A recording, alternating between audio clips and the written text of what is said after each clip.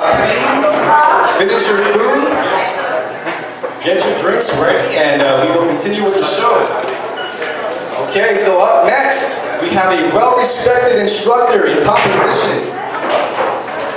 I'm sorry. We have a well-respected instructor in composition at the University of Guam. She is a lifelong reader and writer, a lifelong editor, and lucky for us, a sometime poet. Ladies and gentlemen, here to read us a poem by Wallace Stevens, 13 Ways of Looking at a Blackbird. And Paulette Colford.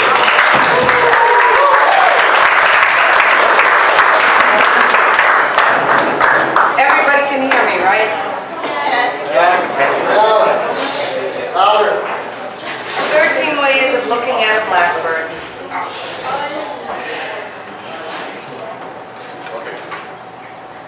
One. Among 20 snowy mountains, the only moving thing was the eye of the blackbird. 2. I was of 3 minds, like a tree in which there are 3 blackbirds. 3. The blackbird whirled in the autumn winds. It was a small part of a pantomime. 4. A man and a woman are one. A man and a woman and a blackbird are one. 5. I do not know which to prefer, the beauty of inflections or the beauty of innuendos. The blackbird whistling or just after. 6. Filled the long window with barbaric glass. The shadow of the blackbird crossed it to and fro. The mood traced in the shadow an indecipherable cause. 7. O thin men of Haddam, why do you imagine golden birds? Do you not know? Do you not see how the blackbird walks around the feet of the women about you? 8. I know noble accents and lucid, inescapable rhythms, but I know too that the blackbird is involved in what I know. 9. When the blackbird flew out of sight, it marked the edge of one of many circles. 10. At the sight of blackbirds flying in a green light, even the bawds of euphony but cry out sharply. 11. He rode over Connecticut in a glass coach. Once, a fear pierced him in that he mistook the shadow of his equipage for blackbirds. 12. The river is moving. The blackbird must be flying. 13.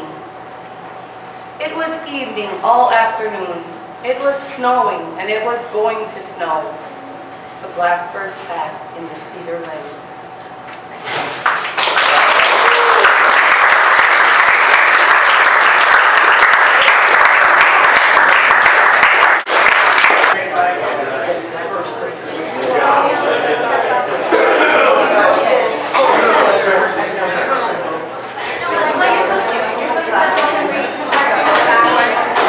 Okay, everybody, ladies and gentlemen, presenting a poem by T.S. Eliot, The Love Song of J. Alfred Prufrock.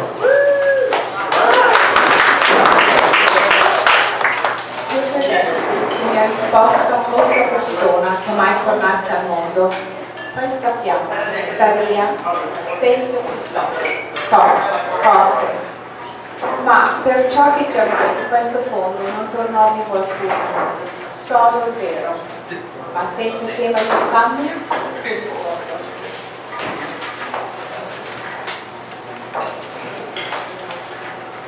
Let us go then, you and I, when the evening is spread out against the sky, like a patient etherized upon a table. Let us go through certain half-deserted streets, the muttering retreats of restless nights in one-night cheap hotels and sawdust restaurants with oyster streets that follow like a tedious argument of insidious intent to lead you to an overwhelming question. Oh, do not ask, what is it? Let us go and make our visit.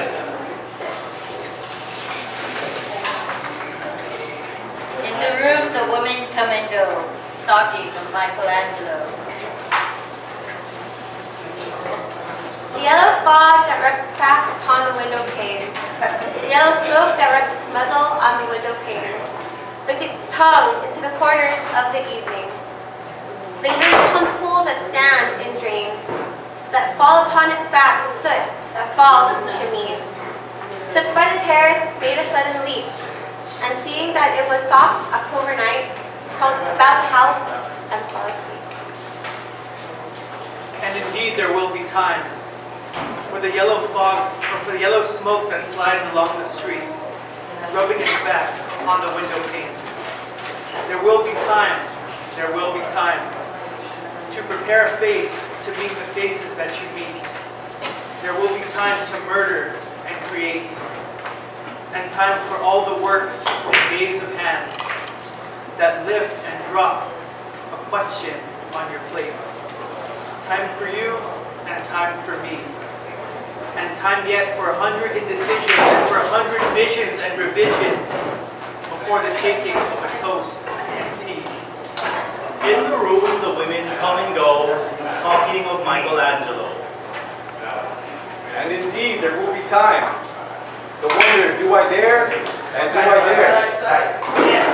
Time to turn back and descend the stair with the bald spot in the middle of my hair. They will say how his hair is growing thin. My morning coat, my collar mounted firmly to the chin. My necktie rich and modest, but asserted by a simple kick. They will say, but how his arms and legs are thin. Do I dare disturb the universe? In a minute there's time for decisions and revisions, which a minute will reverse. For I have known them all already, known them all. Have known the evenings, mornings, afternoons. I have measured out my life with coffee spoons. I know the voices dying with dying fall, beneath the music from a farther room. So how should I presume? And I have known the eyes already, known them all. The eyes that fix you in a formulated phrase. No, I am formulated, sprawling on a pen. When I am pinned and wriggling on the wall, then how should I begin? To spit out of the butt ends of days and ways? And how should I presume? And I have known the arms already, known them all. Arms that are braceleted and white and bare. But in the lamplight, down with brown hair. Is it perfume from a dress? That makes me so digress. Arms that lie along the table or wrap about a shawl. And should I then presume? And how should I begin? Shall I say, I have gone at dusk through narrow streets and watched the smoke that rises from the pipes of lonely men in shirt sleeves leaning out of windows. I should have been a pair of ragged claws scuttling across the floors of silent seas. And in the afternoon, the evening, sleep so peacefully, smoothed by long fingers, asleep, tired, or it malingers. Stretched on the floor, here beside you and me, should I, after tea and cakes and ices, have the strength to force the moment to its crisis? But though I have wept and fasted, wept and prayed, though I have seen my head grown slightly bald, brought in a pot of platter, I am no prophet, and here's no greater matter. I have seen the moment of my greatness flicker, and I have seen the eternal footman hold my coat, and snicker. And in short, I was afraid. And would it have been worth it after all? After the cups, the marmalade, the tea. Among the porcelain, among some talk of you and me, would it have been worthwhile to have bitten off the matter with a smile, to have squeezed the universe into a ball, to roll it towards some overwhelming question, to say, I am Lazarus, come from the dead, come back to tell you all, I shall tell you all. If one, settling a pillow by your head, should say, that is not what I meant at all, that is not it at all. And would it have been worth it, after all? Would it have been worthwhile? After the sunsets and the dooryards and the sprinkled streets, after the novels, after the teacups, after the skirts that trail along the floor, and this and so much more, it is impossible to say just what I mean, but as if a magic lantern through the nerves in patterns on a screen. Would it have been worthwhile if one, settling a pillow or throwing off a shawl, and turning toward the window, should say, that is not it at all, that is not what I meant at all. No, I am not Prince Hamlet, nor was meant to be. I'm an attendant lord, one that will do to swallow progress, start a scene or two. Advise the prince, no doubt an easy tool, deferential, glad to be of use. Politic, cautious, and meticulous, full of high sentence, but a bit obtuse. At times, indeed, almost ridiculous, almost at times the fool. I grow old, I shall wear the bottoms of my trousers rolled. Shall I part my hair behind? Do I dare to even preach? I shall wear white flannel trousers and walk upon the beach. I have heard the mermaids singing each to each. I do not think that they will sing to me. I have seen them riding seaward on the water, combing the white hair of the waves blown back, when the wind blows the water white and black. We have lingered in the chambers of the sea, by seagulls wreathed with seaweed red and brown, till human voices wake us and we drown.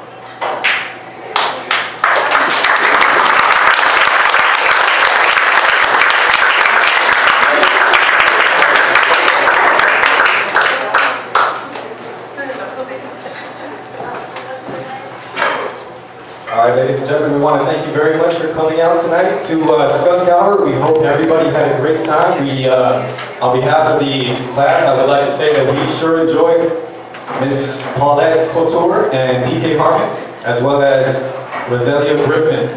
We also want to say and give a big thank you to Dr. Guggen for helping us put all this together.